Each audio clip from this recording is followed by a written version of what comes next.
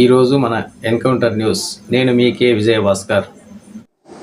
మేము ఇంత తొందరగా దేని మీద రెస్పాండ్ కాకూడదని కనీసం 3 నెలల నుంచి 6 నెలలు ఈ ప్రభుత్వానికి సమయం ఇవ్వందే ఎటువంటి ఆరోపణ చేయకూడదని, వ్యక్తుల పరంగా కాకుండా పాలసీల మీద ఇచ్చిన మేనిఫెస్టో అమలు చేయకపోతే ఆ నిర్ణయాల మీద, ప్రజలకు ఇచ్చిన హామీలు అమలు చేయకపోతే వాటి మీద ఈ ప్రభుత్వాన్ని నిలదీయాలనుకున్నామే. కానీ పరిస్థితులను బట్టి ఈ విధంగా ప్రభుత్వ అధికారుల్ని అవహేళన చేసే విధంగా జలగణనలను రాయడం ఎంతవరకు కరెక్ట్ అని అడుగుతూ ఉన్నాం, ప్రశ్నిస్తూ ఉన్నాం ఈ ప్రభుత్వాన్ని.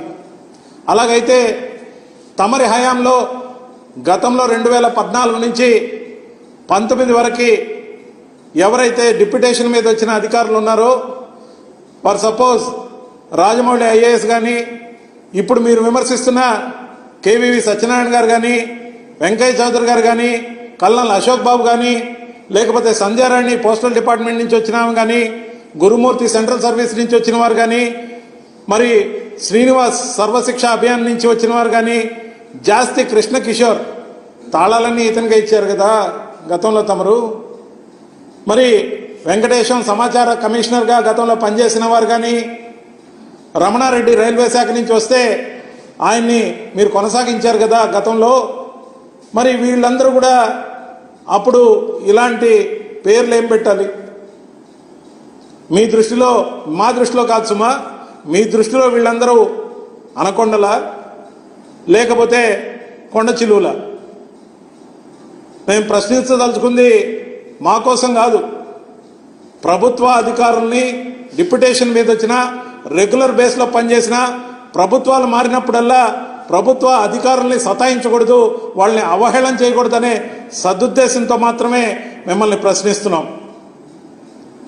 మరొక ప్రశ్న ఏంటంటే, చంద్రబాబు నాయుడు గారు గెలిచినాక సంబరాలు చేసుకుని ఉండొచ్చు, కానీ దానికి మించి దాడులు చేశారు. గెలిచిన వాళ్ళు సంబరాలు చేసుకోవాలి, ఇచ్చిన హామీలు అమలు చేయాలి.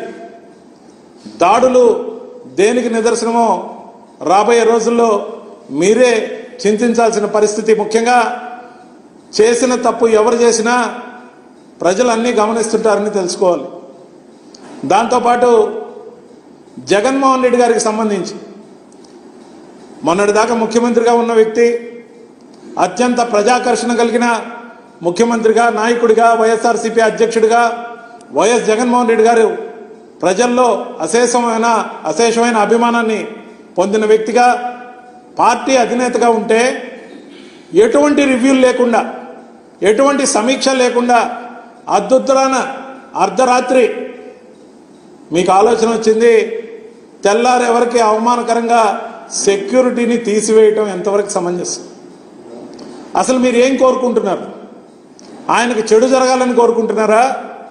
లేకపోతే మీ స్పాన్సర్డ్ కొంతమందిని పంపించి, కొంతమంది మీడియా వాళ్ళని అక్కడ జనాలను పోగేసి, మాకు స్వేచ్ఛ దొరికింది, సంబరాలు జరుపుకుంటాం, మా రోడ్లలో మేము వాకింగ్ చేస్తాం, ప్రభుత్వ రోడ్డు ఎవరికైనా సొంతమే, కానీ రక్షణ పరంగా ఎప్పుడైనా విఐపీలు ఉండే రోడ్లలో చెక్ పోస్టో ఐడి కార్డు చూపిమనడమో లేకపోతే ఏదన్నా పెడితే అదేదో గోరంతలు కొండంతలుగా చెప్తున్నారంటే మీరు జగన్మోహన్ రెడ్డి గారికి చెడు జరగాలని కోరుకుంటున్నారా అని ప్రశ్నిస్తున్నాం.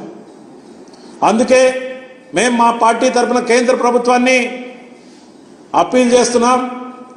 Z+ సెక్యూరిటీని వైఎస్ జగన్మోహన్ రెడ్డి గారికి వీలైనంత వెంటనే కల్పించాల్సిందిగా కోరుతూ ఆ విధమైన రిప్రజెంటేషన్ని కూడా కేంద్ర ప్రభుత్వానికి ఇవ్వడం జరుగుతుందని తెలియజేస్తున్నాం.